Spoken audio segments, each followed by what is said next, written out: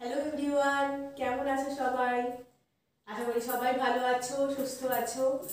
আজকে দেখো ক্লাস 11-এ যারা আছো তাদের জন্য একটা নতুন টপিক ডিসকাস করব। সেটা হচ্ছে সংকরায়ন। এটা রাসায়নিক বন্ধন চ্যাপ্টার, মানে কেমিক্যাল বন্ডিং যে চ্যাপ্টারটা ক্লাস 11-এ আছে সেই চ্যাপ্টারেরই একটা টপিক। সংকরায়ন সংকরায়ন তিন ধরনের হতে পারে। একটা হচ্ছে sp3, একটা হয় sp2 আর একটা হয় sp। এই তিন ধরনের সংকরায়ন আমাদের জানতে হবে, মানে এই সংকরায়নগুলো কিভাবে হচ্ছে বা কি প্রসেসে হচ্ছে সেইগুলো আমরা ডিসকাস করব। আজকে আমরা sp3 সংকরায়ন সম্পর্কে ডিসকাস করব। sp3 সংকরায়ন বলতে বোঝায়, ধরো মানে কোনো রাসায়নিক বিক্রিয়া, কোনো সেই রাসায়নিক বিক্রিয়াতে কার্বন পরমাণুর সাথে যদি চারটে পরমাণু মিশ্রিত হয়ে যায়, যখন চারটে পরমাণু যুক্ত হয়ে যায় তখন সেটা একটা এক্সাইটেড স্টেটে পৌঁছে যায়। সেই এক্সাইটেড, তখন ওই এক্সাইটেড অবস্থায় কার্বন পরমাণুগুলো একটা 2s কক্ষক আর একটা একটা 2s কক্ষক আর তিনটে 2p কক্ষক, এরা দুজনে মিলে শক্তি আদান প্রদান করে। বোঝা গেল না? তাই তো? দেখো যেটা বলছি সেটা হচ্ছে কার্বন পরমাণু পারমাণবিক সংখ্যা হচ্ছে এখানে পরমাণু ক্রমাঙ্ক 6। সেই জন্য এর ইলেকট্রন বিন্যাস কি রকম হবে না, সেটা আমরা পরমাণুর ইলেকট্রন বিন্যাস আমরা তোমার অ্যাটমিক স্ট্রাকচার, যেটা স্ট্রাকচার অফ অ্যাটম, পরমাণুর গঠন, সেই চ্যাপ্টারটা অলরেডি ডিসকাস করেছি। এই কার্বন পরমাণু ইলেকট্রন বিন্যাস হয় 1s2 2s2 2p2। তাহলে দুটো s, 1s তে দুটো ইলেকট্রন আছে, 2s তেও দুটো ইলেকট্রন আছে, আর 2p তে দুটো ইলেকট্রন আছে, টোটাল 6টা হয়ে গেল। তাহলে কার্বন পরমাণুর এইটা হচ্ছে ইলেকট্রন বিন্যাস। এইবারে এই যে 2s আর 2p, এদের হচ্ছে যখন স্থিতিশীল অবস্থায় আছে তখন কিরকম ইলেকট্রন বিন্যাস হয়, এ দেখো।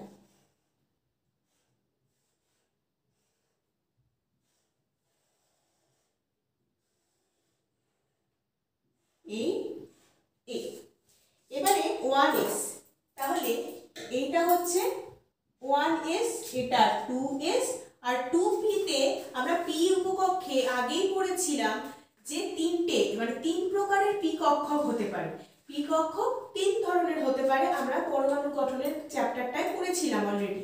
সেখানে কি বলেছিলাম না, তাহলে 2p আছে যেহেতু, তাহলে 2px 2py আর 2pz, তাহলে তিনটে p কক্ষকের অস্তিত্ব আছে। এবার এদের তাহলে আমরা এখানে দুটো ইলেকট্রন ঢোকাবো, এখানেও দুটো, আর এখানে একটা একটা করে। তাহলে যখন কার্বন পরমাণুটা স্থিত অবস্থায় আছে তখন কিন্তু এই হচ্ছে তাদের ইলেকট্রন বিন্যাস। এবার আমি বলছি কার্বন পরমাণু যখন চারটে পরমাণু অন্য পরমাণুর সাথে যুক্ত হচ্ছে তখন সেটা এক্সাইটেড স্টেটে পৌঁছে যাচ্ছে।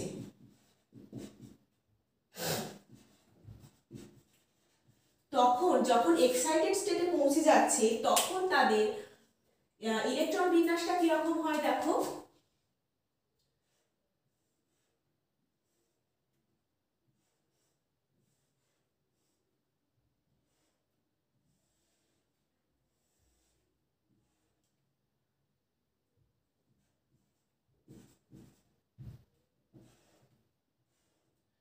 টু পি এক্স 2py আর 2pz। এবারে এখানে কি হয় মেইনলি না, এখানে হয় কি, যেটা বলছিলাম যে 2s কক্ষক আর 2p কক্ষক, মানে একটা 2s আর তিনটে 1 2 3 তিনটে 2p কক্ষক যখন মানে এরা নিজেদের মধ্যে কি করে, শক্তি আদান প্রদান করে। শক্তি আদান প্রদান করার ফলে চারটে নতুন কিন্তু সমতুল্য sp3 সংকর কক্ষক গঠন করে। কটা? চারটে। তাহলে এখানে কি হলো না, এখানে এরা শক্তি গ্রহণ করেছে, তাই তো, প্লাস ই মানে এনার্জি, প্লাস ই, তাহলে শক্তি গ্রহণ করেছে। তার ফলে তাহলে এখানে ইলেকট্রনগুলো আমরা বসিয়ে দেখি শক্তি গ্রহণের ফলে তাহলে কি হয়েছে না, শক্তি গ্রহণের ফলে এখানে 1s এর তো হচ্ছে না কিছু, 2s আর 2p এর মধ্যে শক্তি শক্তিটা আদান প্রদান হচ্ছে, তখন 2s তে একটা ইলেকট্রন হয়ে গিয়ে সেই আরেকটা ইলেকট্রন 2pz কক্ষ তো খালি ছিল, সেইখানে 2s কক্ষকের একটা ইলেকট্রন গিয়ে বসে গেল। তাহলে এখানে তাহলে শক্তি মানে ইলেকট্রনের আদান প্রদান, ইলেকট্রনটা প্রকাশ শক্তি। এরপর কি হয়, এটা হচ্ছে তাহলে এক্সাইটেড স্টেট যখন, তখন এই কন্ডিশনটা ক্রিয়েট হচ্ছে। এবার কি হচ্ছে, sp3 সংকরায়িত হচ্ছে। sp3 সংকরায়নের পর কি হচ্ছে দেখো, sp3 সংকরায়নের পর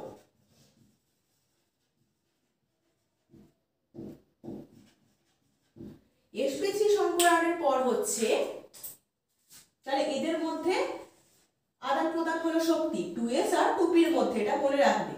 আর একটা কি হচ্ছে, তাহলে sp3 সংকরায়িত যখন হয়ে গেল তখন দেখো এখানে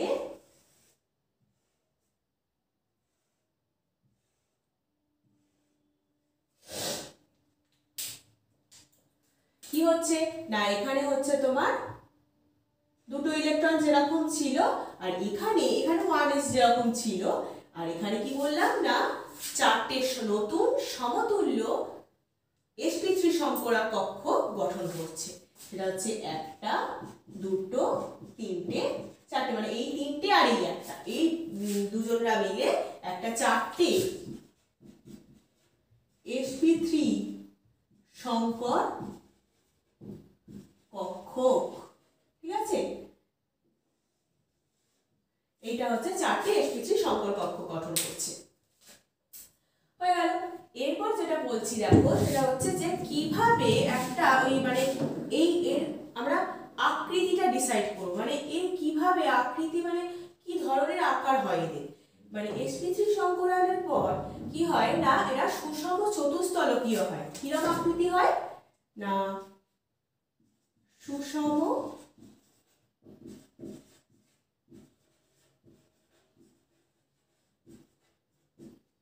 চতুস্তলকীয়, এই হয় এদের আকৃতি। চতুস্তলকীয় আকৃতির জন্য এরা মানে চারটে শীর্ষের অভিমুখে, চারটে চারদিকে আর কি শীর্ষের অভিমুখে এরা বিন্যস্ত থাকে। এরা কিন্তু এই যে এই ত্রিদিকে তিনটে দিকে অভিবিন্যাসের ফলে এদের এই কক্ষগুলো পরস্পর থেকে অনেক দূরে সরে যায়।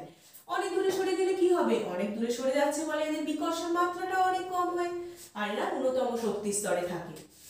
বোঝা গেল। তাহলে চতুস্তলকীয় আকারটা কিরকম হয় দেখো, চতুস্তলকীয় আকারটা হয় এই থাকে কার্বন পরমাণু,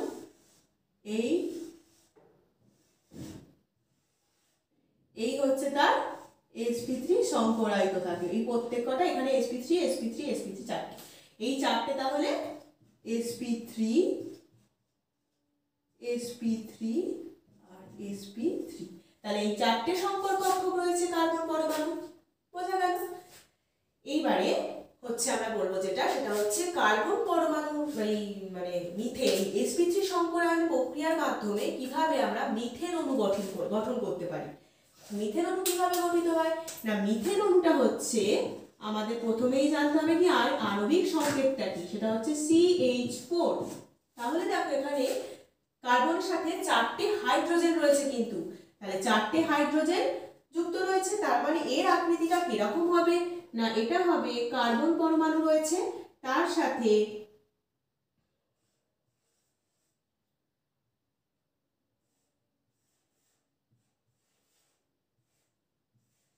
চারটে sp3 সংকরায়িত কক্ষ রয়েছে, তার সাথে কে অ্যাটাচ রয়েছে না, তার সাথে সাথে হাইড্রোজেন অ্যাটাচ রয়েছে চারটে, তাহলে CH4 চারটে হাইড্রোজেন পরমাণু রয়েছে। তাহলে এখানে কি হলো না, কার্বন পরমাণুর যে চারটে সমতুল্য সংকর sp3 সংকরায়িত যে কক্ষগুলোর সাথে হাইড্রোজেনের অর্থপূর্ণ 1s কক্ষকটা ওভারল্যাপ করে এখানে, তাহলে কি করলো না, এইটার মধ্যে আমরা কি দেখতে পেলাম না, এখানে CH চারটে কার্বন হাইড্রোজেন এক বন্ধনটাকে আমরা সিগমা বন্ধনও বলতে পারি,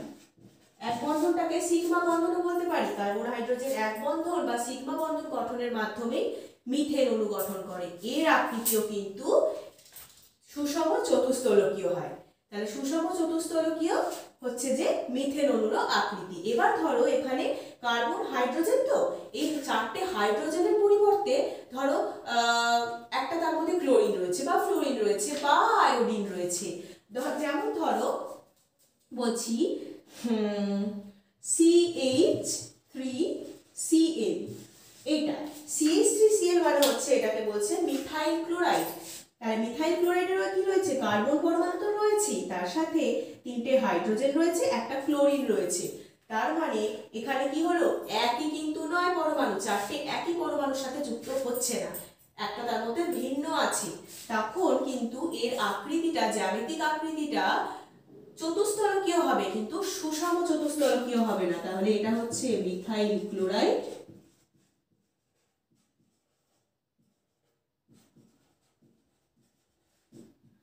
এই মিথাইল ক্লোরাইডের আকৃতি শুধু চতুস্তলকীয় হয়, ঠিক আছে? মিথাইল ক্লোরাইডের আকৃতি হয় চতুস্তলকীয়, এরা সুষম চতুস্তলকীয় হয় না। কারণ কি, এখানে কার্বন পরমাণুর সাথে 4টে একই পরমাণু যুক্ত হয়নি, একটা 3টে হাইড্রোজেন আছে, তার মধ্যে একটা ক্লোরিন আছে, সেই জন্য এরকমটা ঘটে। তাহলে এরকম টাইপের যে কোনো অণু দিলেই যদি তার আকৃতি জিজ্ঞেস করে, তখন কিন্তু সেটা চতুস্তলকীয় লিখতে হবে, সুষম চতুস্তলকীয় লিখলে সেটা রং হবে। এই হলো আমাদের মিথেন অণু। মিথেন অণুও কিন্তু সেই ন্যূনতম শক্তি স্তরেই থাকে, তাই জন্য কি হয় বলতো, তার মানে স্থায়িত্বটা অনেক, মানে সব থেকে বেশি স্থায়িত্ব তার, স্থায়ী হয়, ভীষণভাবে স্থায়ী হয় মিথেন অণু। এই ছাড়াও sp3 সংকরণের মাধ্যমে জানো ইথেন অণুও গঠন করা যায়। তাহলে আমি যদি বলি এই মিথেন অণুটা কিরকম ভাবে সংকরায়িত, সেটা তাহলে কিন্তু এই sp3 এর মধ্যে পড়ছে, তাই তো? sp2 বা sp এর মধ্যে না, তাহলে sp3 এর মধ্যে পড়ছে, যেটা আমাদের ভালো করে মনে থেকে যাবে। যখন আমরা sp3টা কিভাবে হচ্ছে সেটা জানতে পারবো, কার্বনের সাথে তার আণবিক সংকেতটা ভালো করে মনে রাখতে হবে, কার্বনের সাথে হাইড্রোজেন যুক্ত আছে, কিভাবে আছে, সুষম চতুস্তলকীয় ভাবে, তার মানে সেটা sp3। এছাড়া যদি ধরো বলছে যে তোমার ইথেনের যদি গঠন দেখি, তাহলে ইথেন হচ্ছে কি না, ইথেন হচ্ছে C2H6, তার মানে এখানে কি হচ্ছে দেখো, কার্বন দুটো আর হাইড্রোজেন আছে 6টা। তার মানে যে ওই কার্বন পরমাণু দুটো sp3, তার মানে কার্বন পরমাণু তো দুটো sp3 সংকর কক্ষের একটি করে sp3 আর কি, ওই কি হয়, কার্বন কার্বন সিগমা বন্ধন গঠন করে। আর একটা কি হয়, 6টা কার্বন হাইড্রোজেন এক সিগমা বন্ধন হয়, বা এক বন্ধন, যেটা সিঙ্গেল বন্ড বলছি। তার মানে এখানে কার্বন কার্বন একটা সিগমা বন্ধন তৈরি হয়, আর একটা, এটা একটা, আর এটা 6টা তৈরি হয়, ঠিক আছে? 6টা কার্বন হাইড্রোজেন সিগমা বন্ধন গঠনের মাধ্যমে কিন্তু এই ইথেন অণু গঠিত হয়। কিরকম থাকে বলতো, এইটা দেখো এরকম হয়ে হাইড্রোজেন গুলো থাকে, ঠিক আছে? এই তো তার স্ট্রাকচার। তাহলে এখানে কিন্তু এই যে এখানে সব কটাতেই কিন্তু সিগমা বন্ধন, এই যে কার্বন কার্বন সিগমা বন্ধন আমরা এইমাত্র বললাম। আর এই 6টা, 1টা 2টো 3টে 4টে 5টা 6টা, তাহলে 6টা এখানে হচ্ছে কার্বন হাইড্রোজেন এক বন্ধন বা সিগমা বন্ধন, আর এখানে একটা হচ্ছে যে কার্বন কার্বন এক বন্ধন বা সিগমা বন্ধন। এখানে এরকম sp3 তো দুটো থাকে, ওই জন্য এবার এরা ওভারল্যাপ করে এদের মধ্যে, ঠিক আছে? এদের মধ্যে আবার ওভারল্যাপ হয়। তাহলে এইভাবে আমাদের ইথেন অণু গঠিত হলো। তাহলে আমরা sp3 সংকরণের মাধ্যমে কিভাবে মিথেন অণু, কিভাবে ইথেন অণু বা sp3 সংকরণ কিভাবে হচ্ছে সেটা আজকে জেনে নিলাম। আর নেক্সট দিনকে আমি sp2 আর sp সম্পর্কে ডিসকাস করব। তাহলে sp3 সংকরণ এই একটা আগে পড়ানোর কারণটা হচ্ছে যে রিলেটেড আর কি, অর্গানিক পার্টে আছে, এছাড়া অন্যান্য অনেক চ্যাপ্টারে এই সংকরণগুলো কিন্তু ভীষণভাবে ইম্পর্টেন্ট। সেই জন্য তোমাদের এই চ্যাপ্টারটা, এই টপিকটা আগে ডিসকাস করে নিলাম। তাহলে তোমাদের নেক্সট যে ক্লাসগুলো হবে সেগুলো বুঝতে অনেক ইজি হবে। পরমাণুর গঠন কিন্তু ভালোভাবে পড়বে, তাহলে সেটার সাথে আবার এটা অনেকটা রিলেটেড। পরমাণু গঠন না পড়লে কিন্তু এটা বুঝতেই পারবে না। তাহলে পরমাণু গঠনের ক্লাসগুলো অবশ্যই ফলো করো সবাই। তারপরে এই ক্লাসগুলো দেখো, এই ক্লাসটা দেখো, এই ক্লাসটা যদি পরমাণু গঠনের ক্লাসটা না দেখে থাকো সেটা দেখে নিয়ে তারপর এই ক্লাসটা করবে, ঠিক আছে? তাহলে আজকে এই অবধি। নেক্সট ক্লাস আমরা sp2 আলোচনা করব। আর এইটা তোমরা পুরোটা যেটা বোঝালাম সেটা বারবার ভিডিওটা দেখে নোট ডাউন করে খাতায় লেখো, দেখবে তোমাদের একদম ইজি হয়ে গেছে। এটা একটু টাফ, কিন্তু দেখবে আশা করি তোমরা বুঝতে পেরেছো। যদি কেউ বুঝতে না পেরে থাকো অবশ্যই কমেন্ট বক্সে কি অসুবিধা হচ্ছে লিখে জানাবে। আর তোমরা এটা পুরোটা এখান থেকে নোট ডাউন করে রাখবে, এই যে মেন জিনিসগুলো বললাম সেগুলো অবশ্যই নোট ডাউন করে রাখবে। ঠিক আছে, তাহলে আজকে এই অবধি, টাটা, গুড নাইট।